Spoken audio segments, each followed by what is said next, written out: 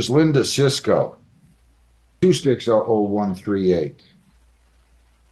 Good morning, Your Honor. For the record, Joseph Shimatero on behalf of plaintiff Hidden Oaks. Ms. Cisco, your name? Good morning, Your Honor. Lisa Cisco, defendant. I gotta ask you something.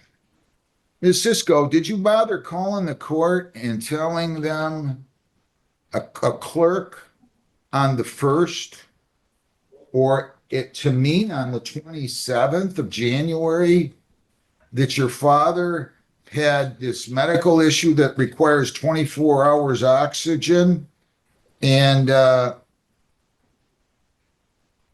you couldn't appear on the 2nd? No, the 2nd, it was a misunderstanding. What do you mean? I got the date wrong. Well, what did you get? What date did you have in your calendar? I had, it said you would see me the 1 week from today. So I thought the date was Tuesday. So I apologize. It was just a misunderstanding for the return date. Did you show up here on, what would that have been, the 3rd? Did you show up at court and say, hey, I'm here, where's the judge? I want to have my case called with Hidden Oaks? No, actually, I realized on the 2nd, but I realized it while the case was going on. So I filed the motions the following day.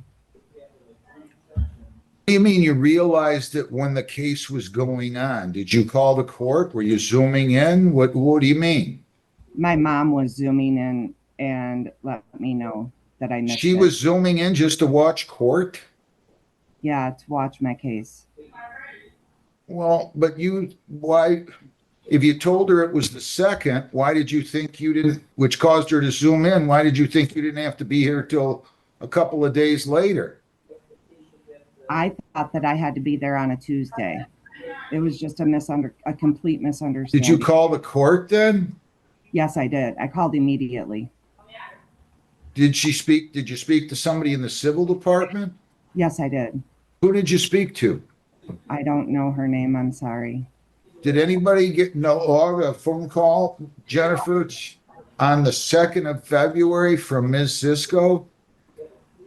I don't see any notes, but if she did call, it would have more than likely was after her case had been called in front of you. Was it after the case was called, ma'am? Yes, it was.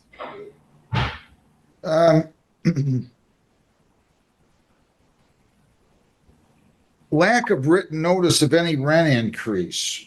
I can't recall anything being raised about that. Mr. Chimatero, can you enlighten me? So, Judge, Ms. Cisco's been there for several years. She had her original lease, I believe, was at a $900 or $950 a month rental rate. I've got the owner and manager of the property on the Zoom if you want to swear him in, and he can give you exacts on that. But she had increases over the years. I've got a ledger here from management that indicates that her rent was increased back in 2024 to $1,350. Now, she acknowledges that she had communication verbally, but nothing in writing. And she had, in fact, according to this ledger, made several payments at the $1,350 mark. But at some point last year, she started going back to the previous amount of $1,000 a month and reduced her rent. So the arrearage and the judgment that's there is because of like a $350 difference between what her rent was supposed to be and what she was paying over a long period of time.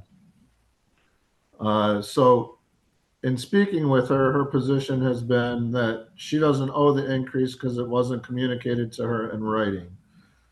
And, you know, I've got my client here to indicate that he sent her statements over, quarterly over the last few months or over the last year as to what her balance was, what her arrearage was. And, truthfully, he was working with her, and she had been a tenant for several years there. But it's gotten to a point now where she's unwilling to pay the increase, and she's a month-to-month tenant, Judge. There's no long-term lease in place right now, and so my client is just at a point where he wants her evicted. Well, but if she pays the back due rent, Well, yeah, it's a non-payment of rent. So if I've communicated that to her, and she said she's unwilling to do that, and so that's where we're at. okay. Is this your client? Is he a representative from Hidden Oaks here, Jimmy G? That's correct. Yes, Jim George.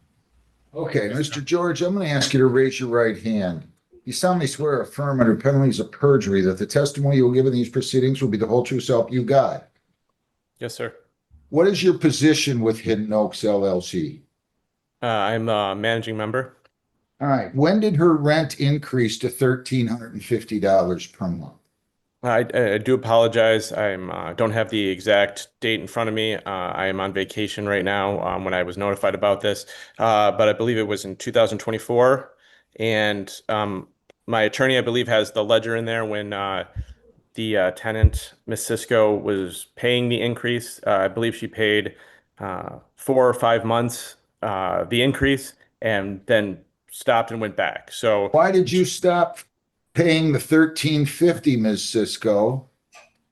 I didn't actually stop paying it. Some payments were made for different amounts.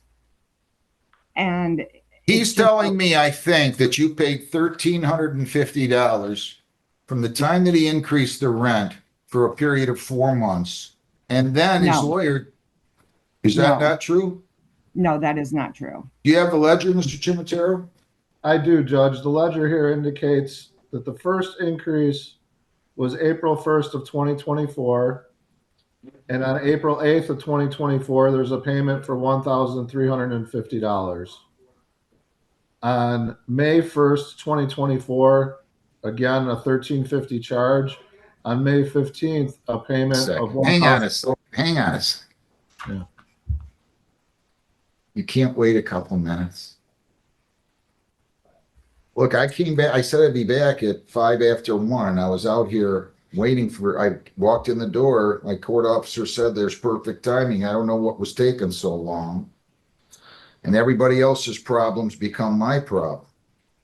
I'm going to ask you to stay until I can get through those. I mean, I haven't asked you to stay on an afternoon ever, I don't think. If I have, you can remind me when. Historically, Judge, if that's the case, we anticipate that to effect. There's a bench trial set. Do you have another court office? Dispatch. Do you have another court case? We could. Do you have another court case?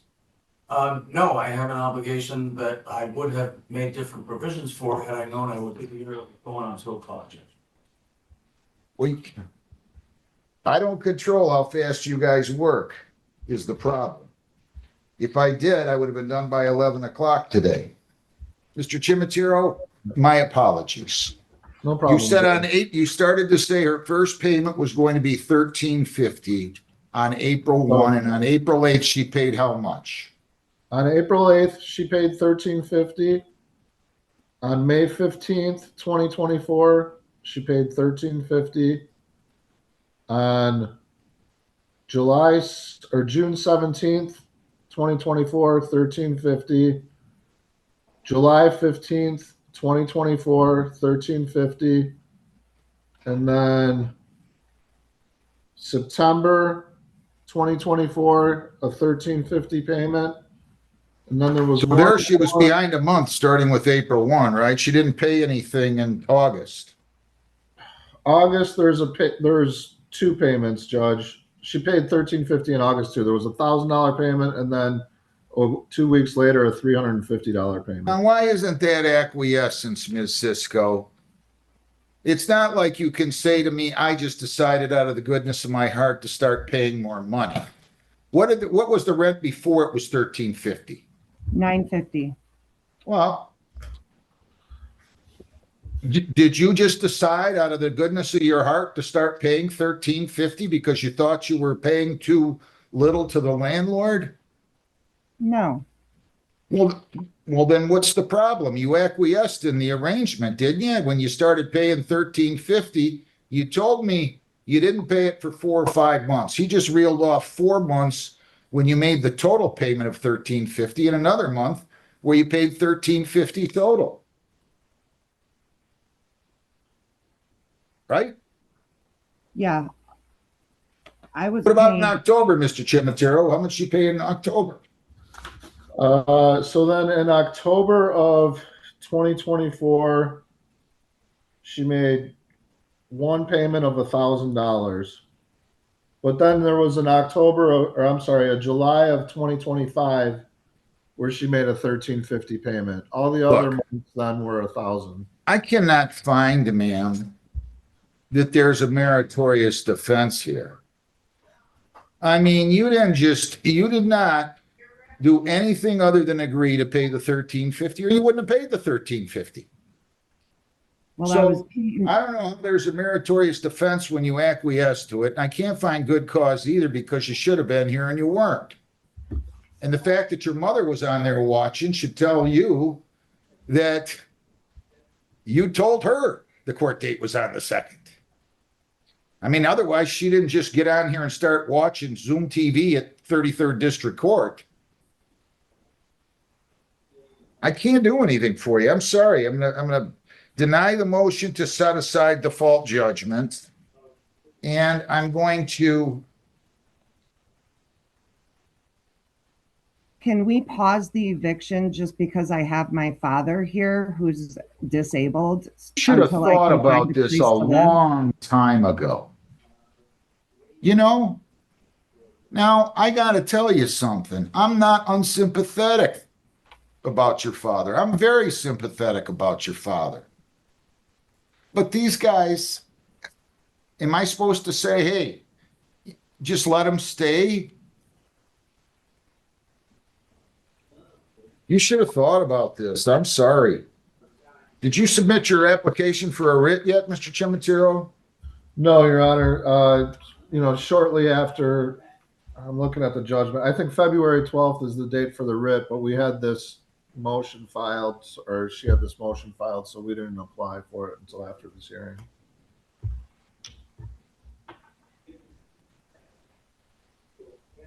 Defendant's motion to set aside default judgment denied. Defendant's motion to stay eviction denied.